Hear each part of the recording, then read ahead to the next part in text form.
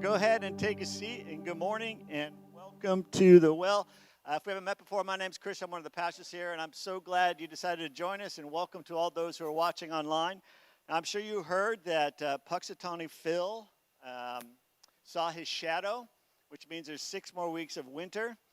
I don't know if you know this, but if a pastor sees his shadow, there's 6 more weeks of the teaching series.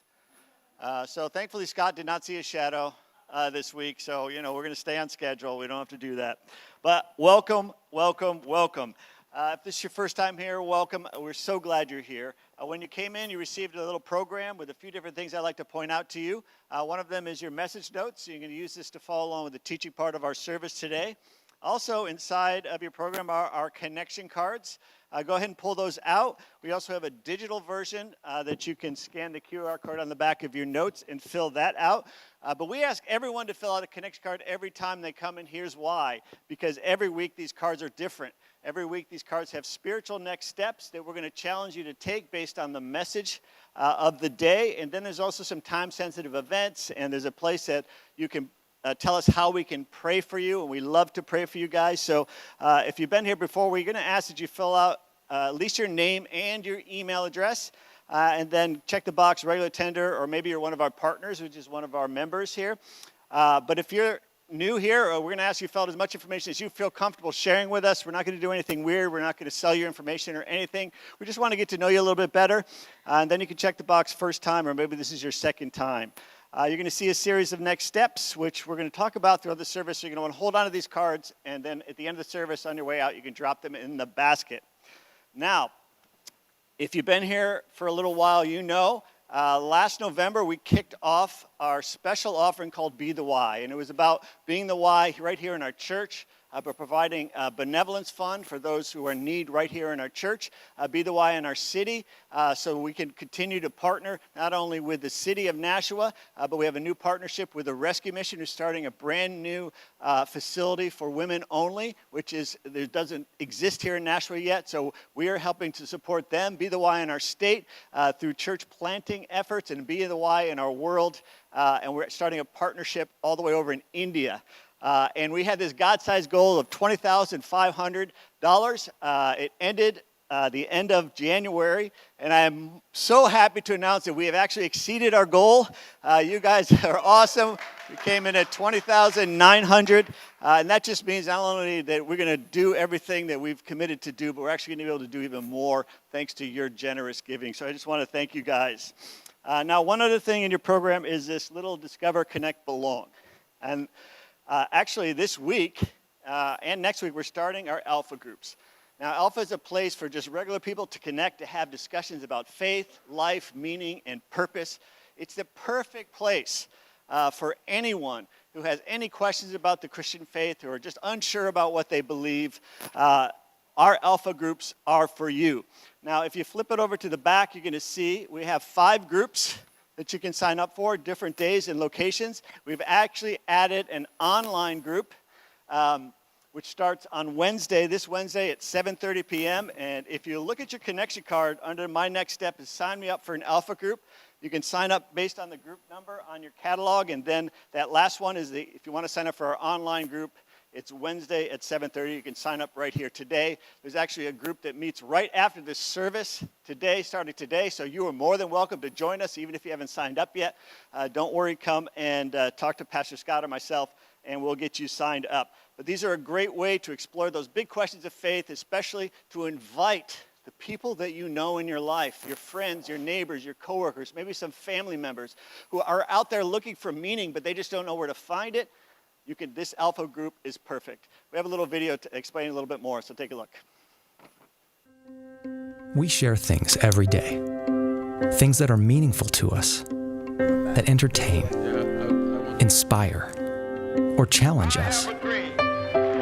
We share moments, good or bad, big or small, because what we share matters. We have the chance to share something incredible, the hope that has transformed our lives. And today, more than ever, people are searching for hope, for connection, for meaning. The life we've experienced in Jesus is available to our friends and neighbors, and it's easier to share than we might think. Over the next few weeks, we are running Alpha, an opportunity to share Jesus with friends, family, and colleagues in person or online. Each week, we'll connect with each other, watch a short video, and have time to discuss our thoughts and questions without needing to have all the answers. All it takes is a simple invitation. Share life, faith, hope, Jesus. Who will you invite?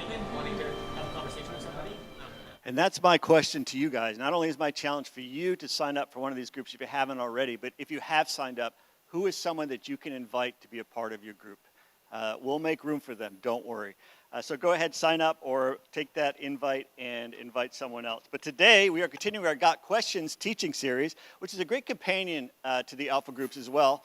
And today we're going to look at, can we believe in miracles? You know, what's the deal with miracle science and all that? Pastor Scott's going to dive into that in just a minute. But first, will you bow your heads and pray with me? God, we're just so thankful, Lord, that you don't expect us to just have blind faith. You want us to have informed faith, God. You want us to know about you and your son Jesus. You want us to know the meaning and purpose that you have. You want us to know how powerful you are and how that power can be available to us. And so, God, we just ask that you open our hearts, open our minds to hear from you today, Lord God, that what we see is not all that there is, that there are great possibilities in you that we could never dream of. We pray all this in the name of Jesus. Amen.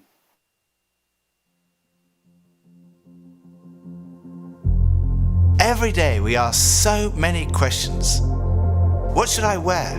What's the weather going to be like? How am I going to fit everything in?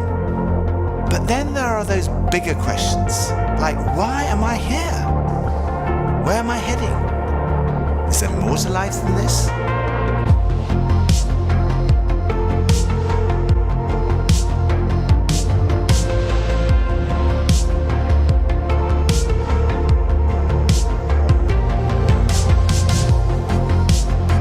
Arrived at an answer to the most important issue that we humans ever deal with. Is there a God? And I had arrived there without ever really looking at the evidence. And I was supposed to be a scientist.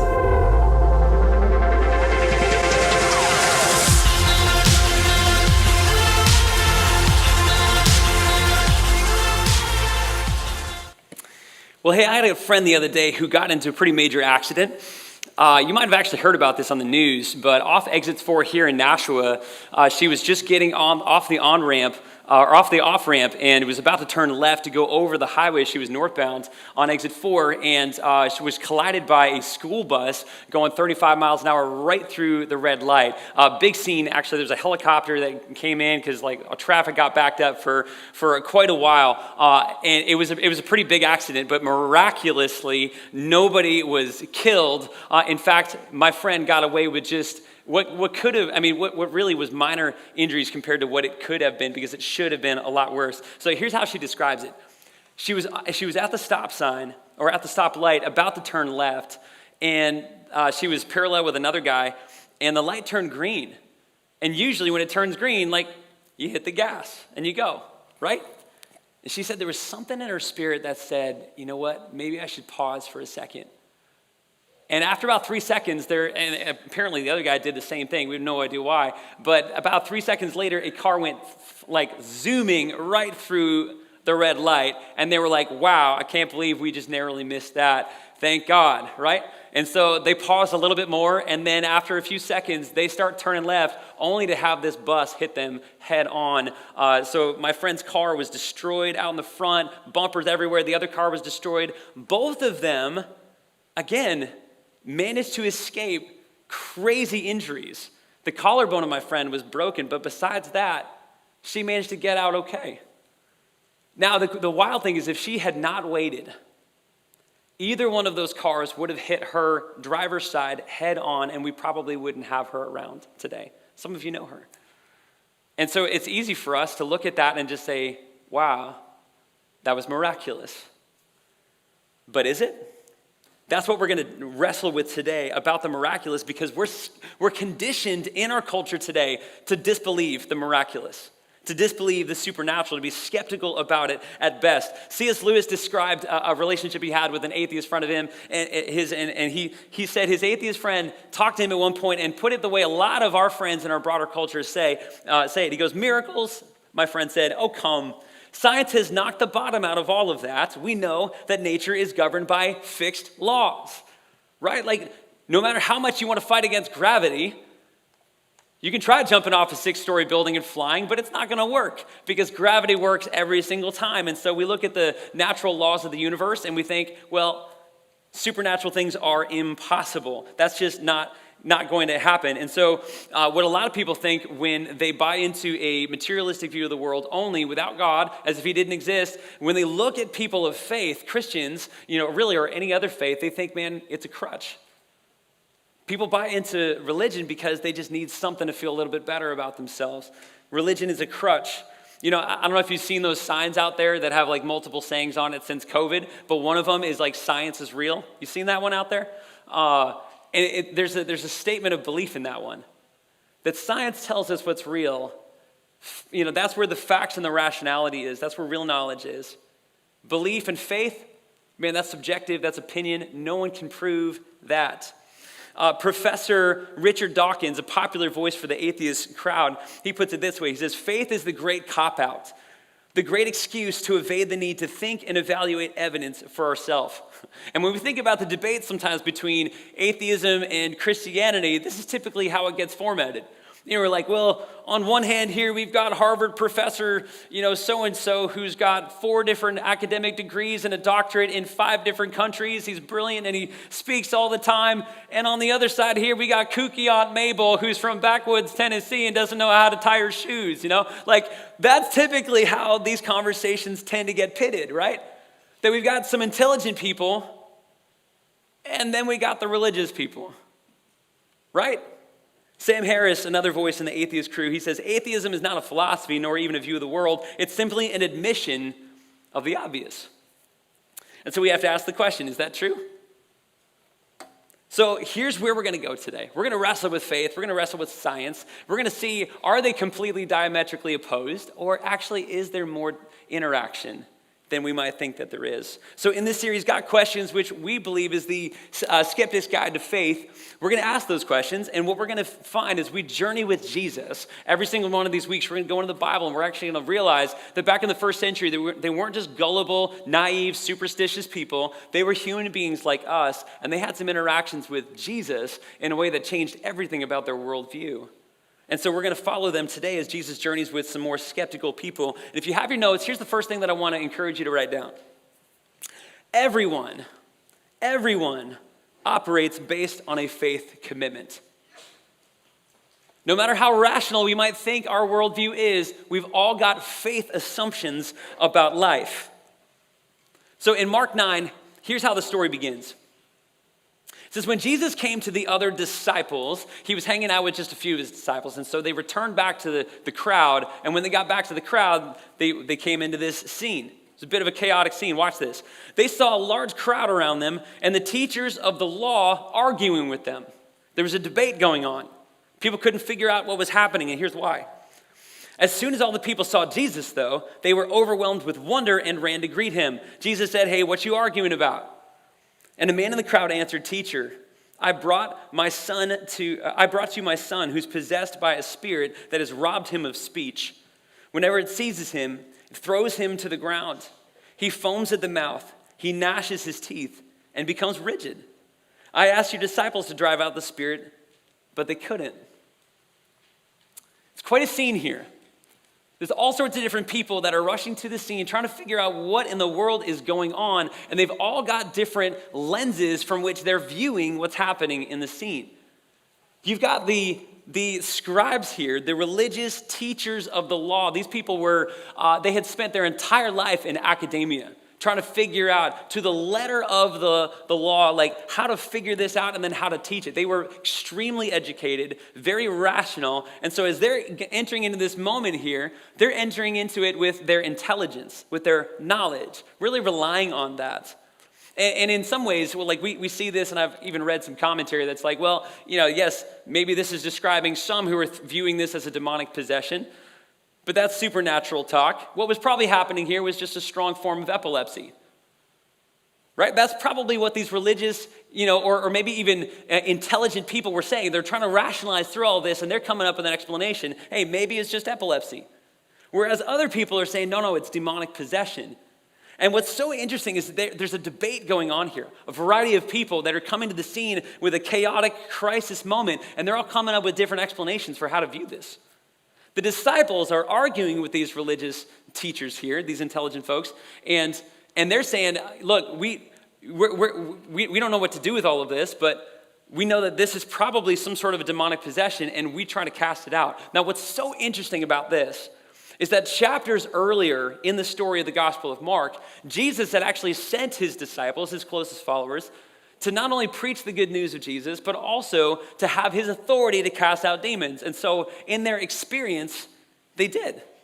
They'd go around to some of these wild moments here, and they would cast out a demon in the name of Jesus. Now, if that seems crazy to you, it did to everybody in this moment, because guess what? It wasn't working. The disciples are leaning on their experience, and it's not coming through for them. So you get the rational, intelligent people that are like, we can't explain this, but something's wacky. Maybe it's epilepsy. And then you got the disciples who are like, we're leaning on our experience, and that's coming up empty for us. And then you just got this dad that's like, I don't care what you all say. I just got a son who needs some help. Now, in the middle of all of this, Jesus enters the scene, and there's some people who've been hearing about this guy. And they turn their heads, and they're like, could there be another explanation? Could there be something more to what we're seeing right now than what we see? Now, I think this is such a deeply human experience, this whole story here. Whether you find yourself relating to these people in the first century or not, I think all of this is deeply human, because if we're honest, there's a big side of us that loves to think through things at a rational fact level, but we cannot escape the values and the things that we can't explain, but the things that mean more than just what we can see in the moment. Follow me on this one. We're going to get a little philosophical for a second. But this is how deeply personal and human this all is. We are both rational creatures and wonder-based creatures. Let me put it this way. Back in World War II, there was a whole system of thinking that led the Nazis to do what they did. It was horrific. I mean, absolutely horrific. But in their worldview, they believed that there were certain people that were more valuable than others. And based on that value, they had the right to then start exterminating all the inferior people. Now, we look at that and we rebel against it, and we think that was absolutely atrocious. How in the world could that even happen? But they were actually pretty consistent with their worldview. In fact, the part of the worldview that they were operating on was a materialistic worldview that took some of Darwinian evolution and followed it to its conclusion. What they were discovering is that within Darwinian evolution, this thought of the strong eat up the weak, natural selection, only the fit, the strong survive, right? Then if there is a higher level of human intelligence and functionality, what they called like the higher race, then it's probably best for the world and for survival that we exterminate everyone else. They were saying, let's get rid of the feeble-minded, let's get rid of the elderly, let's get rid of the gay, let's get rid of the weak-hearted Christians who operate based on compassion and not on power plays. Let's create a superior race. Now, for as much as we think it was absolutely horrific what they did in the concentration camps, we can't fault their logic. If we are truly products of chaos, and there is no God and no underlying morality in this world to ground us in something beyond ourselves, then there's nothing wrong with what they did. And yet everything inside of us says, yes, it is wrong. Not only is it wrong, it was downright evil. But you can't make that argument based on just scientific method. We're rational creatures for sure. But there's another side of us that is wonder-based and value-driven. We know that there's something bigger than us, but we can't get to that assumption purely through the scientific method. We do so by a leap of faith. Every one of us. We all operate based on faith. In fact, Richard Lewontin, an evolutionary biologist, not a believer, not a person of faith, he once wrote in a New York book review this incredibly honest and telling admission. He said, we have a prior commitment, us materialists and scientists, he says, to materialism. It's not that the methods and institutions of science somehow compel us to accept a material explanation of the phenomenal world, but on the contrary, we're forced by our a priori adherence, you could say faith, to material causes. We cannot allow a divine foot in the door.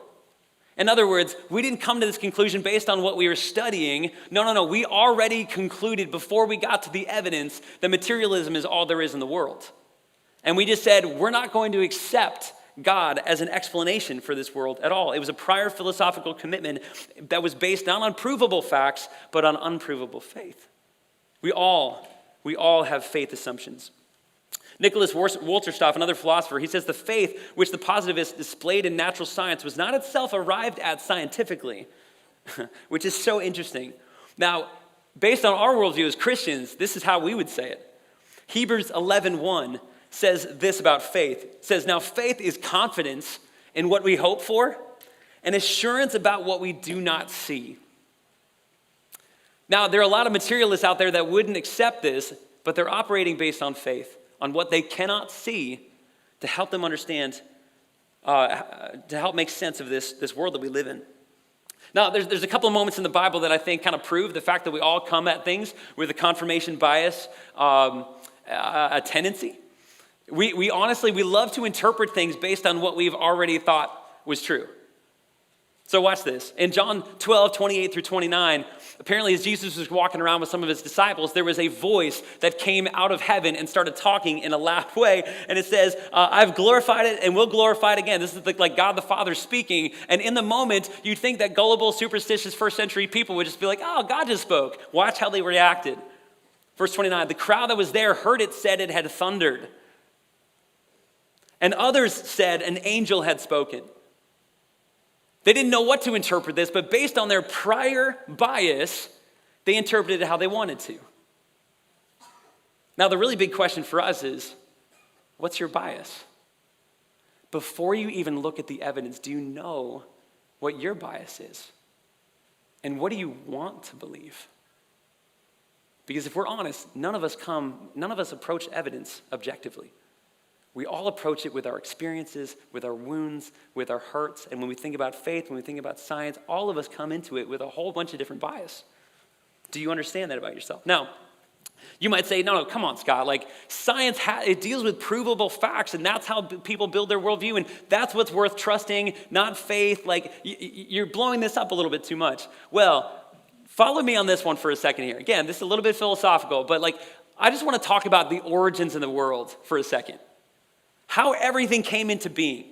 Because this is huge, because in this moment, in this story that Jesus has with these scribes, the teachers of law, with the disciples, with this dad who's got this epileptic son, or maybe a demon-possessed son, we're about to experience a miracle that Jesus is about to do, but we have to ask the question, are miracles even possible? Are they even remotely rational for us to think through? And so I want to take us to the beginnings of the world for a second. How did everything come to be? How did everything come to be? Now, when you talk to scientists, a lot of them, at this point, it's almost, accepted all across scientific fields, will say, well, it was the Big Bang. The Big Bang is what happens, and out of the Big Bang is what everything that we see, that's where it came from. Now, what's so interesting about this is that it has been used, the Big Bang has been used to disprove Christianity and faith for a lot of people. But what they haven't done is actually examined it deep enough. Because the Big Bang actually cries out for a creator more than anything else. Think about this for a second. If everything that we know came to being in a definite moment, with a ton of energy and a ton of light and all sorts of things that just exploded, bang, boom, it all came into being just at one moment, well, how's that possible? I mean, think about it for a second. How did everything that we see come together out of nothing? And if it was this primordial atom that was power-packed with energy, well, where did that come from? How did that just all of a sudden exist without something having done something to it? And so Richard Dawkins, again, this really famous, popular voice of atheism, he had this interview with a guy named Ben Stein at one point who was pushing back on him a little bit. And he's like, hey, explain how everything came to be. Tell me about how you found the origins of the world. And Richard Dawkins is like, well, I don't really know. And he goes, oh, come on, like you're a scientist. You're supposed to know these things. Like, come on, come up with an explanation. He goes, well, if you really push me on it, here's my best explanation. Maybe an alien civilization billions of years ago traveled to this place and kind of set things in motion and then ducked and turned the corner and just left. And I'm like, you're supposed to be the spokesperson for atheism across the planet and that's your best explanation? How much faith does that take to come up with that conclusion? So Robert Jastrow, a NASA scientist, he put it this way. He said, we now see how astronomical evidence leads to a biblical view of the origin of the world. That the chain of events leading to humankind commence suddenly and sharply at a definite moment in time in a flash of light and of energy. The scientist's pursuit of the past ends in exceedingly strange developments, unexpected by all except theologians. That there are what I or anyone would call supernatural forces at work is now, I think, scientifically proven to be true. You think logically about that. Something can't come from nothing. So there's got to be something supernatural for something like that to happen. Francis Collins, the award-winning scientist who mapped out the human genome, he agrees and he says the Big Bang cries out for a divine explanation. It forces the conclusion that nature had a defined beginning. He says, I cannot see how nature could have created itself, but only a supernatural force that's outside of space and time could have done that. Now, question for you guys. Anybody know who actually first proposed the Big Bang Theory? Nobody talks about this guy.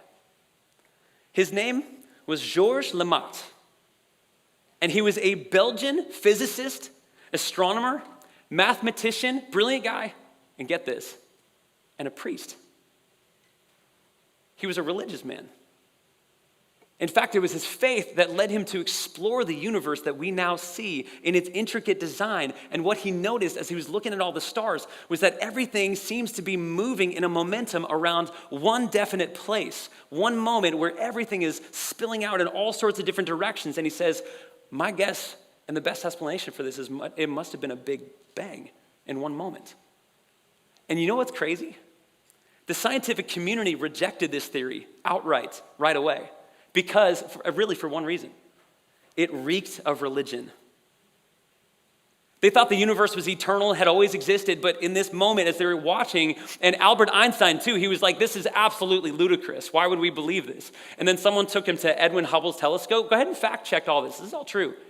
He looked through Edwin Hubble's telescope, and he saw how everything was going in different directions and how helium was expanding in different ways that it looked like it was strong at one point and it was rapidly decreasing as the further out you get. And he said, this is the most beautiful explanation for creation I've ever seen. Stephen Hawking, who has passed on, he even said it would be very difficult to explain why the universe should have begun in just this way, except as the act of a God who intended to create beings like us. Is it possible that we've been seeing the whole debate and dialogue all wrong? Is it possible that science actually tells us not the why and the who, but more just the how? What if science is actually a way for God to show us what he did? Which is pretty cool. But look, you've got to examine, and this is the invitation here. This is the invitation. We've got to examine what we want to believe and why. Because the scribes, they enter into the scene and they're debating. And they're using all their logic, all their intelligence, and they're leaning on that. The disciples are leaning on their experience, everything that they had seen and heard and was coming up empty. And then you got this dad who's hedging all of his bets. He's putting a little in the intelligence, he's putting a little bit in the experience, and he's going up to Jesus, this religious guru, and he's like, please, somebody help me. And I don't know what you bring into this place today when you walked in, but my guess is a lot of us are hedging our bets. And it's only in moments of crisis that it really reveals for you what you're really trusting in. Maybe for some of us in this room, like you've been leaning so much on your bank account and you check it all the time because it's your security. Maybe for some of us, we check the news constantly because however our country's going in Washington is going to determine the quality of our character. And you're going to find that out when you lash out at people on Facebook or YouTube or over text. And my question for all of us is like, man, what are you trusting in? What do you bring to the table? And what's the confirmation bias that you come to the table in even before you examine the evidence? What do you want to believe? All right, as we're exploring cosmology and origins and all this stuff, like we have to ask the question, right? Like, are miracles even possible? Well, if God created everything out of nothing and he set the laws of nature in motion, is it possible that he could mess with them along the way? Now, not just to argue about this, I want to show you a story of someone in our church who, in their words, experienced a legitimate miracle. So go ahead and check out Josh and Alyssa's story. So I'm Josh Yoder, and this is my beautiful wife, Alyssa. And we've been around really since the well started. Met online back in 2016, right when the well started, and got married in 2018, and have been living in Nashua ever since. And one thing that really, connected us was our desire to have a family of our own. I know for myself, I never really had career goals. The only passion I really had growing up was, I wanted a family. I wanted a wife and some kids. And I was in my later 20s and Josh was in his early 30s, and we were ready at that point. Let's expand our family. And God just changed our plans multiple times.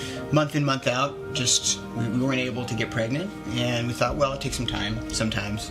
But after about a year, we started, thinking, well, maybe there's something else going on. So we got some tests done and found out that we actually did have some issues. At one point, we were meeting with a fertility doctor, and she was saying that, our odds of conceiving naturally were really low. And I remember asking her at that appointment, what do you think our odds are that we could just get pregnant naturally? And she said, probably about 1% or less than 1%. That was a daunting number. 1% is pretty small. So we knew that anything is possible with God, but to be honest, I really felt like this may be something that we never experience, having biological children. Yeah, it was a gut punch though. I think especially for me because the issues seemed to stem from my side. I remember we got the news about some of my results on Valentine's Day. And it was a rough, our romantic dinner was a little bit less joyous than we would have hoped. But I know Alyssa was thinking about adoption for a while even before that and brought it up. And I needed some time to process that because I really hadn't thought about it as a thing we would do so early in our marriage. God really did a work over a number of months, and it was kind of in connection with some other issues that I had, just a deep valley that I went through. But in all that, God was kind of stripping away just a lot of superficial desires, and also just I think just attitudes that needed to be dealt with before we were ready to jump into adoption. And he changed my heart to where it wasn't well, I guess we have to do this now. It was a real excitement, we're ready to adopt. This is awesome. If this is God's plan A, then we don't want to stand in the way, and we're all in. It was about a year later that our home study was finished for our adoption. We were waiting to be matched with a birth mom or an expectant mom that wanted to make an adoption plan for her child. So we were getting cases sent to us by email and just kind of thinking and praying through each one. We had to kind of give a yes or a no, and we said a lot of yeses, and we just hadn't been chosen. But this is what we were down for, and we just wanted to keep going, and we were set to adopt. And then things changed again. Yeah. And a door that seemed to be closed didn't seem so closed anymore. So it was May 13th last year. I was a little bit late and thought maybe maybe it's possible that I could be pregnant.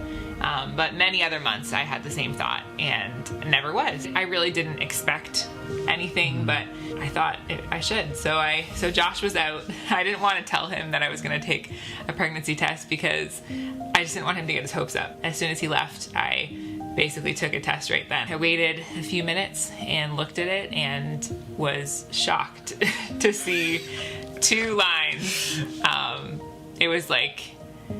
It was unbelievable to think that it could possibly be true. So Josh came home that night. I was excited. I thought I was going to surprise her. I picked up some crumble cookies. I was like, I'm gonna give her a little surprise. Yeah. Come to find out, I got the bigger surprise. So I walked in, and Alyssa was like, "Oh, I have something to show you in the kitchen." And I get a little bit closer, and I see all these bananagram squares on there, and she spelled out, "Surprise, I'm pregnant. Our God is a miracle worker. Love you, babe," or something like that.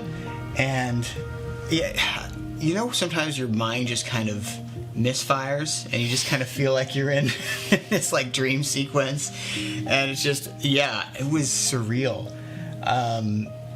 Unbeknownst to me, my wife was filming this entire thing, so I have evidence of exactly what happened, but I was just floored. I was so excited and awed, and I couldn't believe it. It was one of the greatest days of my life so far. Yeah, we welcomed our beautiful baby girl just over 2 weeks ago. Her name is Eliana Miriam Yoder, and Eliana means God has answered. We felt like there is no name that's more fitting for our little Ellie, as we call her. She's amazing. She's truly a gift, and an undeserved gift. And we thank God every day when we look at her and just have already seen her grow even a little bit over these past 2 weeks. We're just so thankful for the gift of being able to be her parents. Yeah.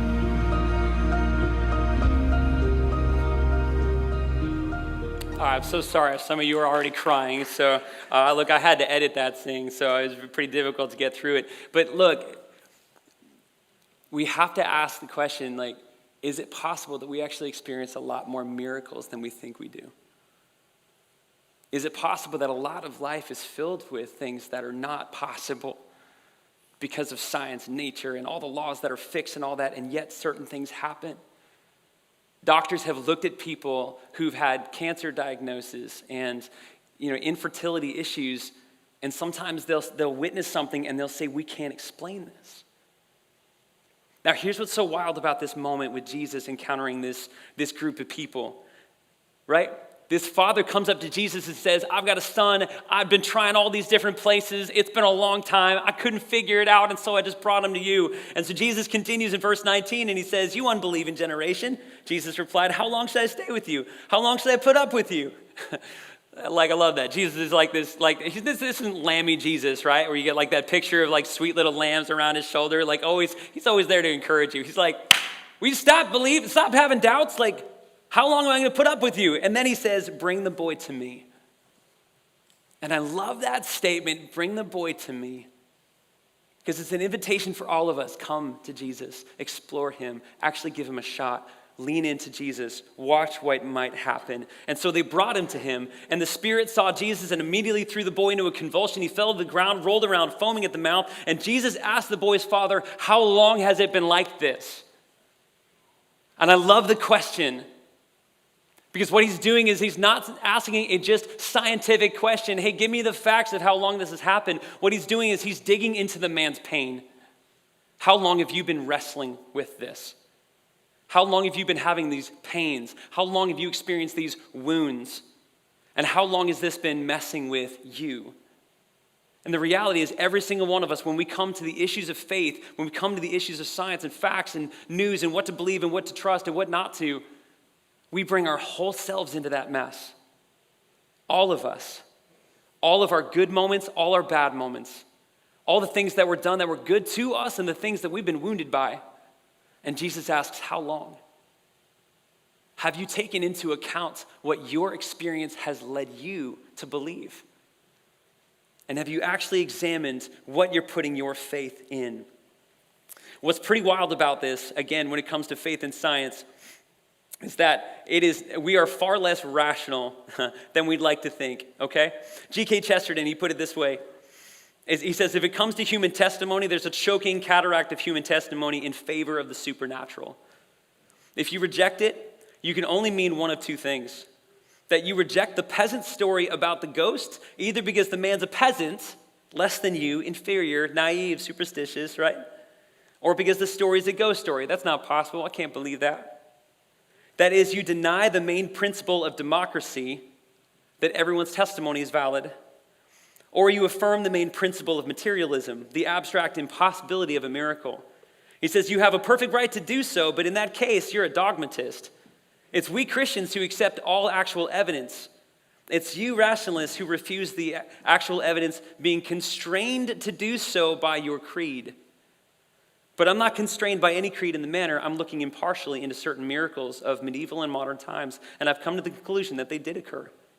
All argument against these plain facts is always arguments in a circle. Is it possible that we experience way more miracles than we think we do, but we've been conditioned to disbelieve them, to be skeptical? Oh, you know what? It was something else that explains that. God couldn't have messed with that. But the question for us is, how confident are you? How confident are you? What are you putting your trust in? And is it enough to hold the weight of your life? So here's the last thing that I want you to write down as we kind of conclude today. Faith, and for those of you who like filling in the blanks, I've totally missed the second part. Science reveals the mechanics, but faith reveals what matters. Go ahead. You can thank me later that I just gave you those fill in the blanks, but we're going to jump to the last one. Faith is the only way we access true healing. Faith is the only way that we access true healing. Watch how the dad responds to all of this, okay? This is amazing. As Jesus says, how long has it been like this? The dad says, from childhood, he answered, and it has thrown him into the fire or water to kill him. But if you can do anything, please take pity on us and help us. And Jesus says in verse 23, if you can, everything's possible for those who believe. And immediately the boy's father explained, I do believe, but help me overcome my unbelief. Man, how human is that? There's part of us that wants to believe. There's part of us that wants to lean into wonder. There's part of us that's like, maybe it's true, maybe it's possible, maybe there is a God, and maybe he does care about me. But all the things I've experienced in this life, and the evil and the wounds and the setbacks and the suffering and the pain, I don't know what to do with all of that. I do believe, but help my unbelief. Man, that's everyone in this room, if we're honest. And we don't know what to do with that, but Jesus says, bring the boy to me. Give me a chance. Come to the evidence unbiased. Open your heart, open your mind, explore it, see what I could do for you. Now, here's the amazing thing about this, okay? Jesus, it sums it up this way. And Jesus, when he saw the crowd running to the scene, there's a big crowd, he rebuked the impure spirit. You deaf and mute spirit, he said, I command you, come out of him and never enter him again. And the spirit shrieked, it convulsed him violently, and it came out. Miraculous, right? The boy looked so much like a corpse that many said he's dead. But Jesus took him by the hand and lifted him to his feet, and he stood up. Now, some of us in this room, you've heard, man, anything's possible for those who believe, and you hear that, and what you hear, man, if you just have enough faith, if you got enough faith, if you can fill in the blanks and just have just enough faith, anything's possible. You can do a lot of stuff. But in this story, how strong was the man's faith? Not very strong. He's like, I threw a little bit here, I threw a little bit there, I came to you, Jesus, because you were my last option. I believe, but help my unbelief. Here's the wild thing about faith. You don't have to have a lot of it for God to rescue you. You just got to put that faith in him. Because it doesn't matter how much faith you have, it matters the object you put your faith in. Think about it this way. Let's say you're playing around the edge of a cliff and you end up tripping. Horrible plan. Don't do it. Don't recommend it. You trip, you start falling over the edge. And it's a huge precipice and you are falling to your death. In that moment, split second, you see a small branch that's sticking out of the cliff edge. Now, you got a couple of options. In that moment, you could look at that branch and be like, it's a measly branch. Probably not going to hold the weight of my body, so I'm just not going to give it a shot. Like, no, you're not going to do that. You're going to reach for anything to save your life in that moment, right?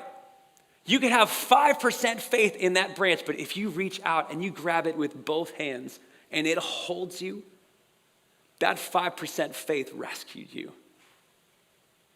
Jesus is saying you don't have to have an astronomical amount of faith. I'm just inviting you right now. Hold on to me with what you do have. And that'll be enough to save you. And we have to ask the question, why doesn't God produce miracles the way that we want them all the time? Well, maybe he's doing something a little bit more inside of us than we might have wanted. The amazing thing is the story ends. In verse 28 and 29, it says, after Jesus had gone indoors, the disciples asked him privately, why couldn't we drive it out?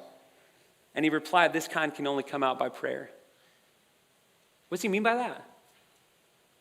Man, if you just prayed enough, it would come out? No. What he's saying is this is intensely relational. Meaning that I didn't want you to rely on your experience.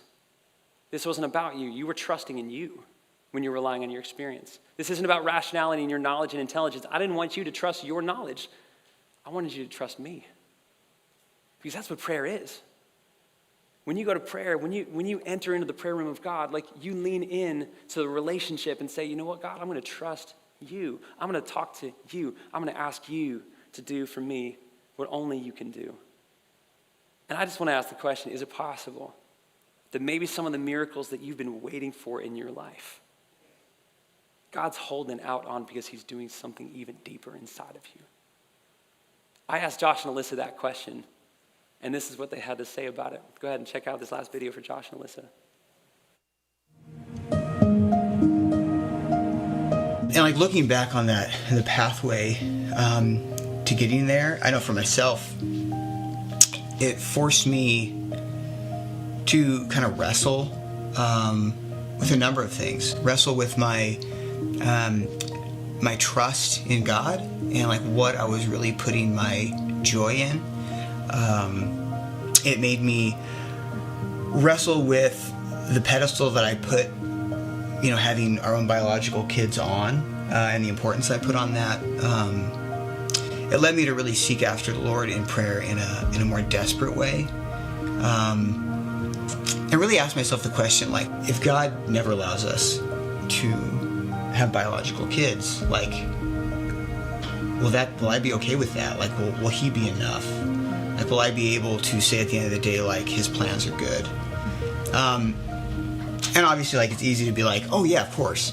But like when you're really facing that as an actual possibility, it really forced me to like sit back and realize like how precious is this relationship with Jesus, and how vital is that above and beyond anything he can give me.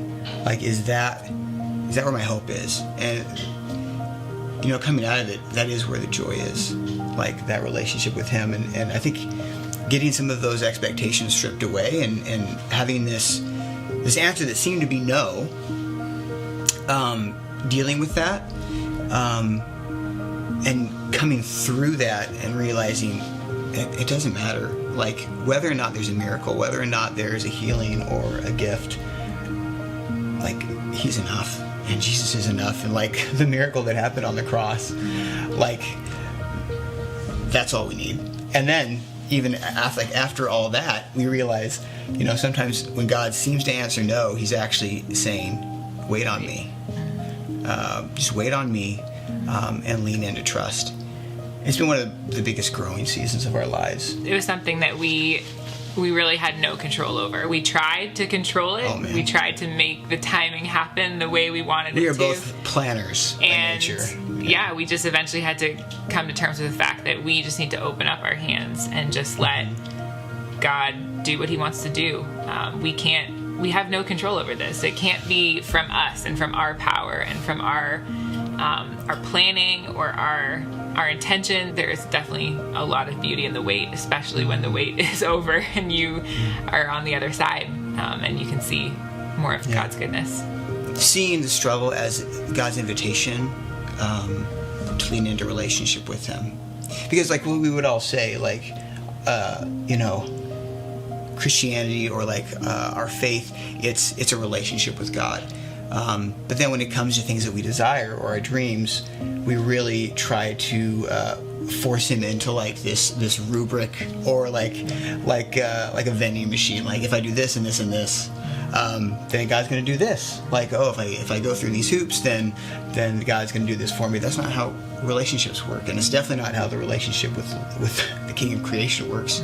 Our child is an amazing gift, but it pales in comparison to the gift of having a relationship with the God of the universe. Even the fact that we're able to string a few sentences together right now, that's a miracle in and of itself.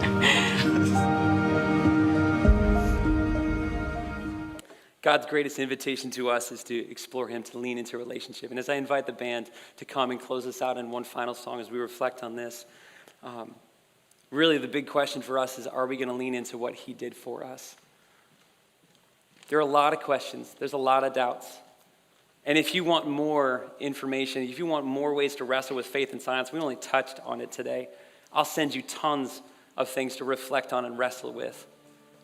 But as we lean into Jesus, here's the good news. The Father brought a Son who was in a bad place. And when Jesus cast the demon out of him, he looked like he was dead. But Jesus pulled him by the hand and had him stand up, and he was alive. But the reality is, the God of the universe, our Heavenly Father, sent his Son into the world to not fake like he died. He actually died. He actually died. And for one reason: to nail the sin that separated us from God to the cross, forever dealing with that, so that we would never have a barrier between us and God ever again. And only through faith and trust, leaning into him, gripping onto that branch with both hands, could we experience brand new life with him. That's what he's offering for all of us. And he's inviting us. It's not the quantity of your faith, it's the object of your faith that matters most. So I invite you to pray with me. Father God, as we reflect on all of this,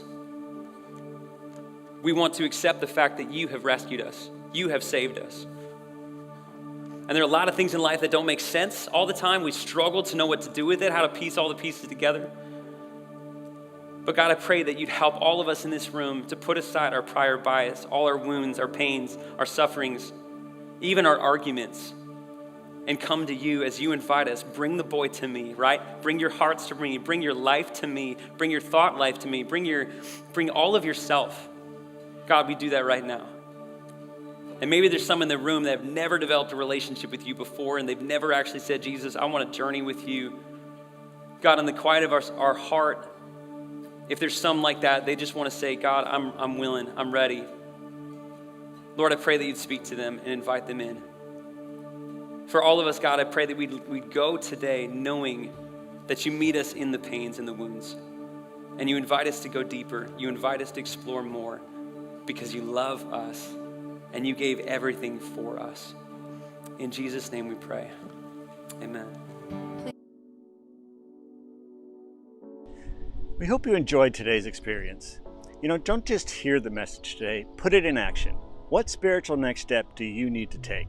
Go ahead and fill out that digital connection card and take that next step. Or you can just get information about how we can help you go closer to God.